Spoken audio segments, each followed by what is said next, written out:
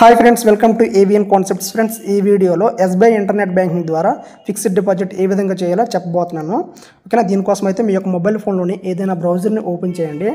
Open చేసి search బార్లో www.onlinesbi.sbi అని టైప్ చేసి సెర్చ్ చేయండి. onlinesbi.sbi. ఓకే, ఇది అఫీషియల్ వెబ్సైట్. ఓకేనా, సెర్చ్ చేయండి. ఓకేనా, మీకు ఈ విధంగా ఓపెన్ అవుతుంది. లాగిన్ పైన క్లిక్ చేయండి. నెక్స్ట్ మీకు ఈ విధంగా లాగిన్ పేజ్ అనేది ఓపెన్ అవుతుంది. కంటిన్యూ టు లాగిన్ పైన క్లిక్ చేయండి. ఇప్పుడు మీ యొక్క ఐఎన్బి ఇంటర్నెట్ బ్యాంకింగ్ సంబంధించి యూజర్ నేమ్, పాస్వర్డ్ అండ్ అలాగే ఇక్కడ కనిపిస్తున్న క్యాప్చా ఎంటర్ చేసి లాగిన్ చేయండి.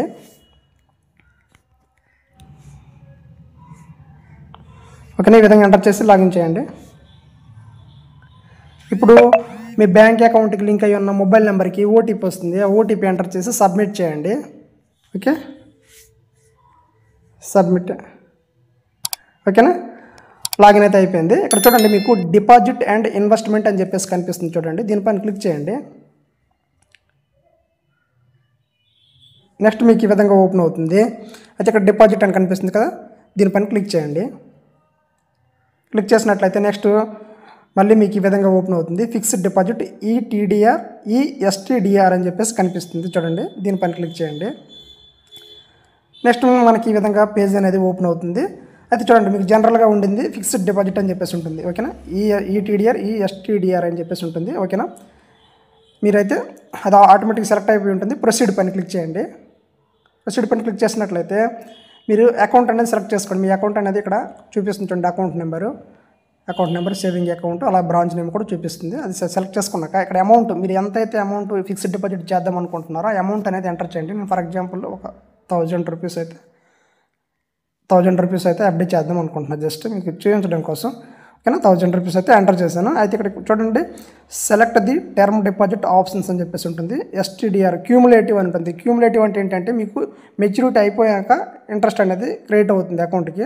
లేదా నాన్ క్యూములేటివ్ సెలెక్ట్ చేసుకున్నారనుకోండి, మీకు మంత్లీ కావాలంటే మంత్లీ, లేదా క్వార్టర్లీ, హాఫ్ ఇయర్లీ, లేదా ఇయర్లీ, ఆ విధంగా మీరైతే సెలెక్ట్ చేసుకునే ఆప్షన్ అయితే ఉంటుంది. దానిపైన క్లిక్ చేస్తే సెలెక్ట్ చేసుకోవచ్చు. ఓకేనా, మీకు ఆ విధంగా కూడా మీకు మంత్లీ ఇంట్రెస్ట్ కావాలా లేదా ఇయర్లీయా, ఆ విధంగా కూడా సెలెక్ట్ చేసుకోవచ్చు అనమాట. నేనైతే క్యూములేటివ్ పెట్టుకుంటున్నాను, అంటే మెచ్యూరిటీ టైంకి ఇంట్రెస్ట్ కావాలని చెప్పి.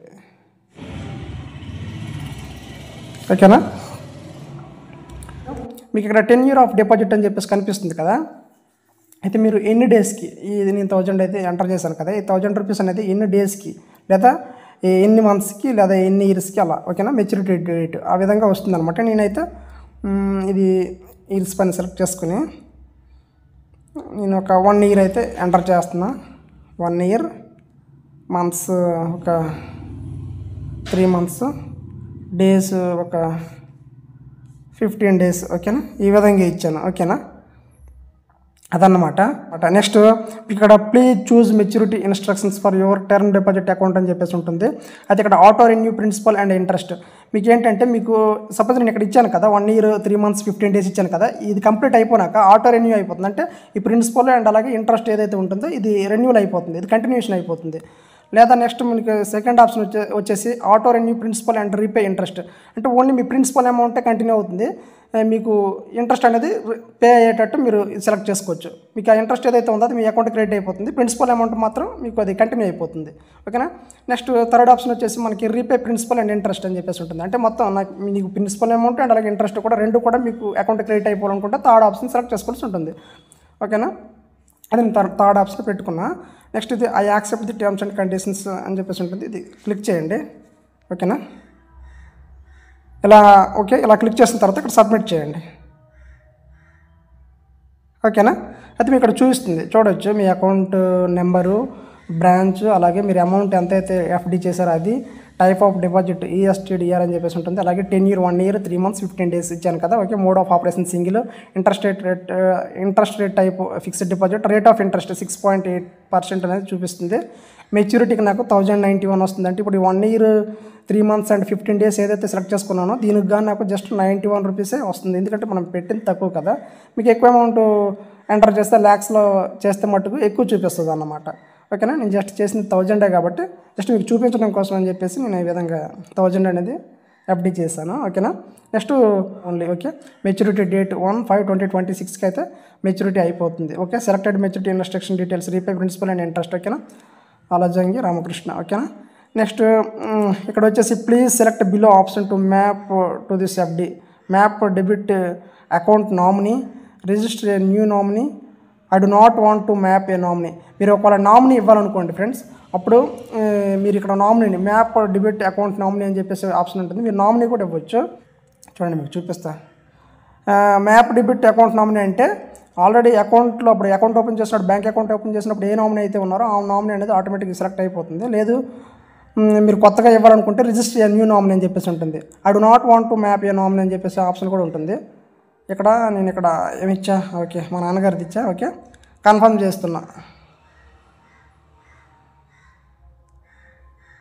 ఓకేనా. చూడొచ్చు ఫ్రెండ్స్, అయితే అయిపోయింది. Your request for new ESTDR cumulative created 16th June 2025. Please note this transaction number for future reference. ఓకేనా. ప్లీజ్ స్క్రీన్ షాట్ చేసి పెట్టుకోండి, ఎప్పుడైనా మీ ఫ్యూచర్ కోసం అయితే యూజ్ అవుతుంది అనమాట. ఎప్పుడైనా నెక్స్ట్ మనకి ఫ్యూచర్లో యూజ్ అవుతుంది కాబట్టి కోడ్ అనేది మీకు అవసరం పడుతుంది కాబట్టి స్క్రీన్ షాట్ చేసి పెట్టుకోండి. ఓకేనా. ఈ విధంగా మీకు అయితే ఓపెన్ అవుతుంది. ఓకేనా.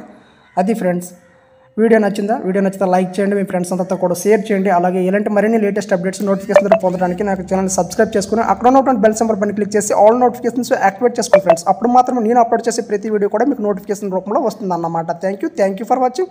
ఇంకొక వీడియోతో మళ్ళీ కలుద్దాం. Bye bye.